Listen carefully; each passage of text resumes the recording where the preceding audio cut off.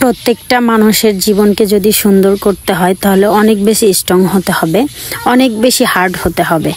আর অনেক বেশি হার্ড না হলে তাহলে আপনি জীবনে কিছুই করতে পারবেন না।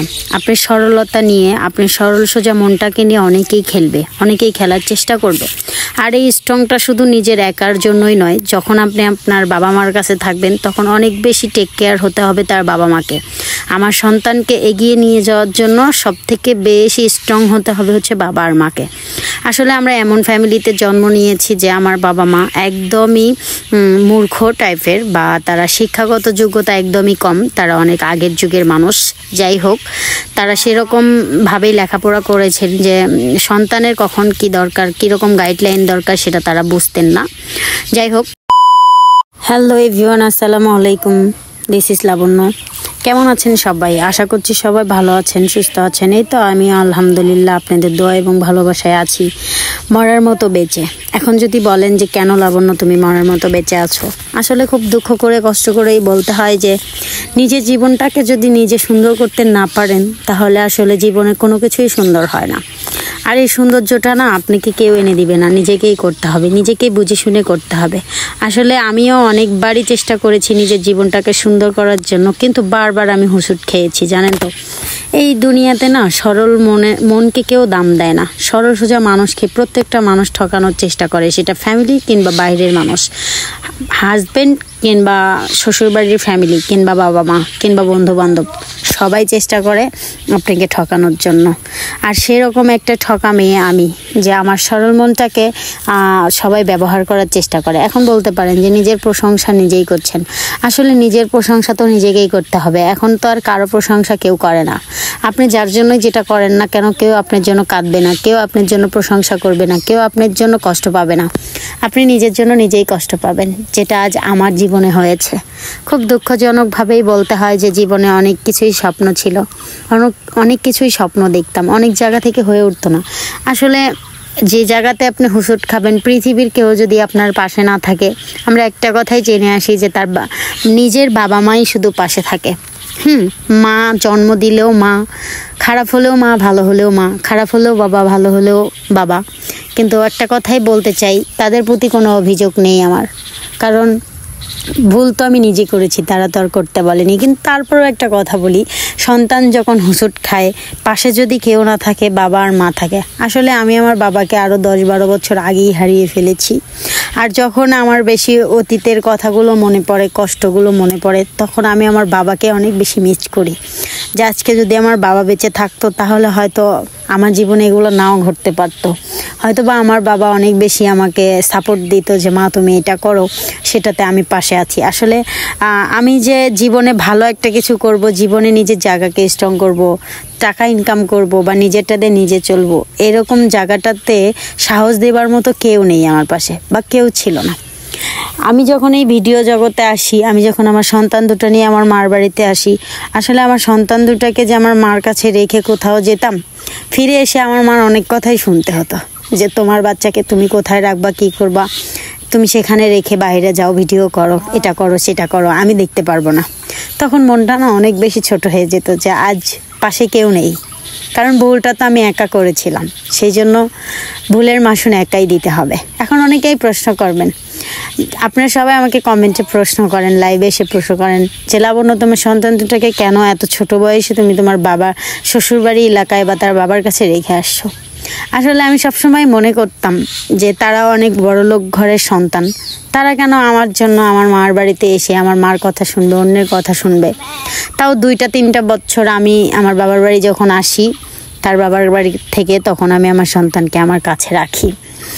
তারপর যখন এগুলো শুনতে হয় তখন আমি জেদ করি যে হ্যাঁ, আমি আমার সন্তান তার বাবার কাছেই রেখে আসি। সেখানে তারা খারাপ থাকলেও অন্তত তারা ভালো একটা জীবন বিলং করবে। যেমন টাকা পয়সা আমার কাছে থাকতে হয়তো তার বাবা অনেক হিসাব করতো, দিতে চাইতো না, বা মনে করতো যে আমি টাকা কি করি না করি, তো এই জন্যই দিয়ে আসা। আর যাই হোক, এইসব কথা, সেই কষ্টগুলোই যখন মনে পড়ে বা সন্তানের কথা যখন বেশি মনে পড়ে যায়, যারা আমার আপুরা আছো, ভিডিও করো, ভিডিও দেখো, তারা বুঝবা আসলে মা হওয়াটা কি। একটা ছেলে মানুষ কখনোই বুঝতে পারে না যে আসলে মা হওয়াটা কি। ছেলেরা শুধু বাবা হওয়াটা বোঝে, কিন্তু মা হওয়ার বেদনাটা বোঝে না। তাই আমারও সবসময় অনেক বেশি মনে পড়ে তাদেরকে। আর আজকের এই কান্নাটা হচ্ছে আজকে অনেক কিছু আবেগ নিয়ে, অনেক কিছু ভেবে চিন্তেই, যে আদৌ কি সব দায়িত্ব শুধু আমারই। আর তখন বেশি মনে পড়ে বাবাকে। আর বাবাকে বেশি যখন মনে পড়ে তখন আমি আমার বাবার কবরের পাশে যাই, কান্না করি, আর মনে মনে বলে থাকি যে বাবা তুমি মাটিটা একটু ফাঁক করে দাও, আমি তোমার কাছে যাব। কারণ এই পৃথিবীতে না ভালোবাসা বলতে কিছু নেই বাবা, সাপোর্ট দেওয়ার মতো কেউ নেই বাবা। আজকে সবার বাবা আছে, আমার বাবা নেই, তখন অনেক বেশি কষ্ট মনে হয় আর অনেক বেশি কান্না পায়। যখন ছোটোবেলায় মা আমাকে মারতো, আমরা জীবনে কখনো বাবার মার খাইনি। মা যখন মারতো তখন বাবার কাছে দৌড়ে যেতাম, বাবা এসে আগাইতো। আমার বাবা একটু মাকে বেশি ভয় পেত, কিছু বলার সাহস পেত না। তখন বাবাই সান্ত্বনা দিত, বাবাই একটু হাতায়া দিত, মাথা বোলায় দিত, যেখানে ব্যথা পাইছি সেই জায়গাটা একটু বোলায় দিত। যাই হোক, সেই জায়গা থেকে আর আমরা সব থেকে বেশি মেয়েরা বাবাকে ভালোবাসি। আর আমার ওই সময়টা বেশি বাবাকেই মনে পড়ে।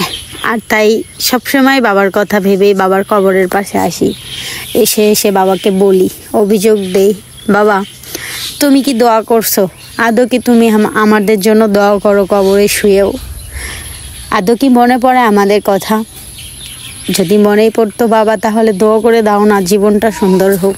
এমন একটা অভিযোগ ওঠে, পাগলের মতো একটা অভিযোগ ওঠে, যে বাবা তুমি একটু দোয়া করে দিলে হয়তো ভালো কিছু করতে পারবো, জীবনে হয়তো ভালো কিছু নেমে আসবে। এখন অনেকেই বলতে পারেন, রাখো তোমার এসব আবেগী কথা, তুমি তো অনেক খারাপ। আসলে কিছুদিন আগে যেগুলো দেখেছেন বা এর আগেও যেগুলো দেখেছেন, ওগুলো আমি আমার সরল মনে ব্যথা পাওয়ার পর করেছি। কেউ আমাকে করাতে বাধ্য করেছে। আমি তো সরল সোজা ছিলাম, আমি তো ভালোবাসতাম কাউকে না কাউকে। যাই হোক, আজ আমার থেকে আমার সন্তান দূরে, আজ আমার থেকে আমার গাড়ি দূরে, আজ আমার থেকে আমার স্বর্ণ গহনা দূরে, আজ আমার থেকে আমার বাবা দূরে, পুরো ফ্যামিলিই দূরে। যাই হোক, এই আবেগ ঘন মনে অনেক কথাই আপনাদের সামনে বললাম। 1 মিনিটের একটা ভিডিও দেখে আপনারা জীবন জাজ করে ফেলেন, অনেক কিছুই বলেন। জানেন এই নির্মম চোখের পানি কি বলে? অনেকেই বলতে পারেন এগুলো তোমার অভিনয়ের কান্না। আসলে যখন বেশি কষ্ট পাই, যখন নিজের মানুষগুলোর থেকে কষ্ট পাই, যখন নিজেই কুড়ে কুড়ে মরি, কষ্ট ভিতরে পুষি, তখন চেষ্টা করি একটু কান্না করলে হয়তো হালকা হব। আর তাই কান্না করি, তাই কষ্ট পাই। আর জীবনটা এমন এক জায়গায় এসে দাঁড়াইছে যে আমি আমার 2 সন্তানের জন্য অনেক বেশি কষ্ট পাই। যে মা হয়ে শুধু সন্তানকে দুনিয়ায় দেখাতে পারলাম, কাছে রাখতে পারলাম না। আর সিজার করে শুধু পেটই কাটলাম, কিন্তু চিহ্ন রয়ে গেল, কিন্তু মানুষ থাকলো না আমার কাছে। এগুলাই মনে হয়। আর যদি সে ভালো থাকতো তাহলে হয়তো বা আমার জীবনটা এমন হতো না। তার উপর কোনো অভিযোগ নেই, তাকে দোষ দিব না, আসলে দোষটা আমারই। কেন আমি তাকে অন্ধের মতো ভালোবেসে তাকে বিদেশে রেখে বাংলাদেশে এসেছিলাম? কেনই তার সন্তানের মা হতে গেলাম? আমি কি তখনও ভাবিনি যে সে আমার সাথে এরকমটা করতে পারে? আসলে ভুল আমিও করেছি। আর একটা খালি জায়গাতে একটা অন্য মানুষ কখন এসে বাসা বাঁধে, যখন সেই জায়গাটাতে জং পড়ে যায়, সেই জায়গাটাতে শীতল পড়ে যায়, তখন একটা মানুষ যখন 2 দিন 3 দিন বোঝায়, তখন অটোমেটিকলি মনটাকে অন্যদিকে ঘুরিয়ে নেয় বা ঘুরিয়ে যায়, যেটাই বলেন আপনারা, ঠিক সেরকমই। আর এই তো কাঁদতে কাঁদতে আমি এখন আমার বাবার কবরের পাশে এসে দাঁড়ালাম। বাবাকে প্রশ্ন করলাম অধীর তীক্ষ্ণ মনে, অধীর কষ্টে ভরা মনে, বাবা তুমি একটু তোমার জায়গাটাকে আমাকে নিবা?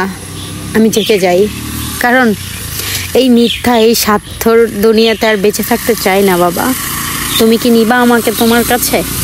তুমি কি আদৌ আমাকে ভালোবাসো? বাবা যদি ভালোবাসো তাহলে একটু নেও না। এরকম করে মনে মনে প্রশ্ন করি আর কান্না করি, আর কবরের বাঁশগুলো ধরে দাঁড়িয়ে থাকি। কারণ কি আর অভিযোগ দিব? আজকে যদি আমার মা অনেক বেশি স্ট্রং হতো, আমাকে অনেক বেশি সাপোর্ট দিত, আমি হয়তো এতদিনে অনেক ভালো কিছু করতে পারতাম, অনেক বড় হতে পারতাম। জীবনে অনেক বেশি স্বপ্ন ছিল, কিন্তু এগিয়ে যেতে পারিনি, কারণ সাপোর্টেড হাত ছিল না। আপনি বিয়ের পর যদি আপনার হাজব্যান্ড আপনাকে অনেক বেশি সাপোর্ট দেয়, আপনাকে অনেক বেশি টেক কেয়ার করে, অনেক বেশি সাহস দেয়, শক্তি দেয় কোনো কিছু কাজ করার পিছনে, তাহলে দেখবেন আপনি একদিন সব কিছু করতে পারবেন, সফলতা এনে দিতে পারবেন। জীবনে 3টি জিনিস বেশি দরকার। বাবার বাড়িতে থাকলে বাবা মার বেশি সাপোর্ট দরকার, আর যখন একটা মেয়ে বিয়ে হয়ে স্বামীর বাড়িতে যায় তখন তার হাজবেন্ডের সাপোর্ট বেশি দরকার। তাহলে ওই মেয়েটার জীবন পরিপূর্ণ সুন্দর হয়, ওই মেয়েটা অনেক কিছুই করতে পারে। যাই হোক, এতক্ষণ ধরে ভিডিওতে আপনাদের সঙ্গে বকবক করতেছিলাম।